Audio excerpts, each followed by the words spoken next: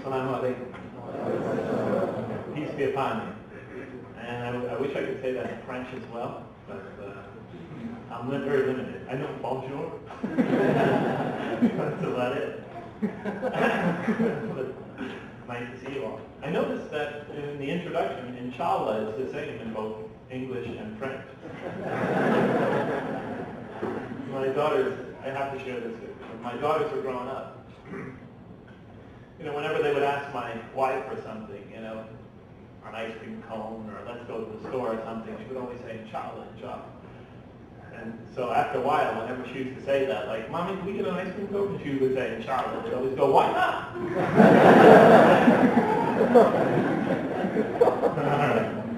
Well, but that's sort of a little bit of the subject that I want to talk about today. And that is about raising Muslim children in the United States of America and Canada, and some of the difficulties involved with that. So this is one of my most unpleasant lectures to deliver. And tomorrow I get to talk about something that I enjoy talking about much more. But I think it's an important topic. But bear in mind that I really don't know much about the Canadian Muslim scene. I'm much more familiar with the American Muslim scene. And much of what I might say today may not exactly apply to things in Canada, in particular in Quebec. So don't get angry at me if what I say is not such a big issue here. Well, I'm basically sharing with you the difficulties and problems that I believe we encounter more primarily in the United States with raising our children. All right? Did you follow that? Okay. But if I were to ask you, any of you, even those of you who have some experience with the American, and by American I mean Canadian or the United States, or both communities, Muslim communities, if I were to ask you, where do most of the Muslims, citizens and permanent residents in North America come from? I'd be sure if I went throughout this audience and asked that question, I'd get a variety of answers. If you visited Silicon Valley in California, you would certainly say, oh, India and Pakistan. I've actually tried that in that area. And that's almost everybody says, oh yeah, most of the American Muslims, permanent residents and citizens are from India and Pakistan. If I asked you that in northern St. Louis, you would probably say, well, Eastern Europe, Bosnia, and some of the other Balkan countries. If I asked that same question in Kansas City, people familiar with the Kansas City community would say, oh, the Arab world, and so forth and so on. If I asked you in Southwest San Francisco, you would say, oh, the Fiji Islands. But the common denominator, I think, or maybe the least common multiplier, it's hard to say, got to think about that for a second. The common denominator to all those answers, I think, is that if you ask most people that have some knowledge of the American Muslim community, and if you ask them where do most of the citizens and permanent residents come from, the answer would be overseas. The answer would be they're immigrants. But that cannot possibly be the case. And I want to explain to you why. Let's just take the American scene. The United States scene. In the United States, the estimates are that there are somewhere between, 2 million and 8 million. Now the estimates by the Muslim community are up to 10 million, 11 million. Escalating very fast. But the estimates vary to how many Muslim permanent residents and citizens live in America, because the census doesn't record that data. But the most moderate estimates, and the ones we'll take it as sort of a median estimate, is 5 million. Let's say there are 5 million Muslim permanent residents and citizens in the United States of America. So let's try to figure out just sort of roughly how many of those are from overseas. Well, during the 50s and 60s and 70s, and even thereafter, there was a massive, large-scale conversion to Islam in America. Many, many African-American brothers and sisters first went through the Nation of Islam. Not all of them did, but that was the majority. Embraced the Nation of Islam's teachings under Elijah Muhammad, but the great majority of those brothers and sisters followed the same path blazed by Malcolm X and Warith Muhammad and came over to mainstream Islam. Now, at the height of the Nation of Islam, when Malcolm X was recruiting so successfully, they had 1 million members, 1 million on their membership list.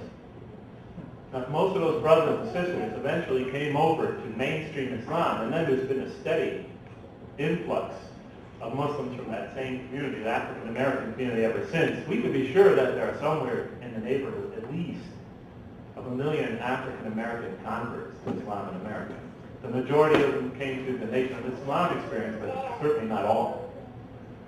So right there you have 1 million homegrown American Muslims. But in the 70s and 80s and 90s and since, we've had quite a few converts from other ethnicities in America, a steady trickle, as they said in the Time magazine article. Time magazine article estimated back in the early 80s that there were somewhere near 5,000 converts per year from other ethnicities. Less than 30 years since, that's another 150,000 converts at least, and the rate of conversion has been increasing.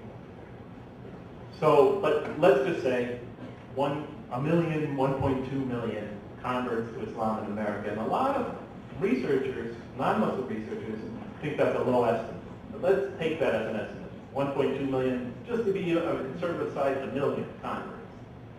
So that's already a significant number of homegrown American Muslims. But now, let's count the children. The children, those who are born in the United States but of Muslim parentage.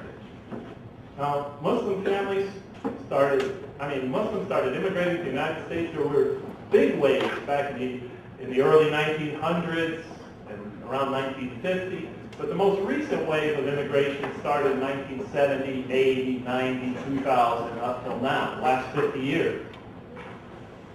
So by now there should be second and third generation, even fourth generation Muslims in America from that latest wave of immigration. Now, the average Muslim in America lives in a family. The average Muslim family in America has what size? What do you think the average size is? Well, the average American family is 4.25 people. But Muslim families tend to have more children than the national demographic, and I think if we said 3, that would really be a low estimate for the number of children in the average American Muslim family. I have 3 children. We have one of the smallest families in the Muslim community in Lawrence. So let's just say 3 children. 3 children in a family of 5. That's 3 out of 5. 3 out of 5 members born in the USA. Now there are 5 million Muslims in America. 3/5 of them are probably descendants of Muslims born in the USA, not counting later generations. 3/5 of 5 million is 3 million. Throw back in the lowball estimate of 1 million American converts. 3 million plus 1 million is 4 million. 4 million out of 5 million is 80%. But I can guarantee you, if you go to any masjid in America, almost any Friday prayer, or any Muslim function in America, I defy you to find anywhere near 80% or even 60%, maybe my estimate is high, or 50% or 40%, even 10%. I defy you to find anywhere near that kind of percentage representation. Most masjids in America, you go to the Friday prayer. I don't know how it is here in Canada, but in the United States, you go to the Friday prayer, you'll be lucky if you find a handful of second or third or fourth generation Muslims in attendance. In Lawrence, Kansas, we're in the middle of the country, not too far from Kansas City, which has a sizable Muslim community. Lawrence itself is estimated to have 2,000 to 3,000 Muslim permanent residents and citizens. If you go to the Friday prayer in Lawrence, and we have a large number of children up on campus, students on campus that have Muslim parents in different parts of the country. You know how many of those kids come to the Friday prayer in Lawrence, Kansas? You could usually count them on one hand.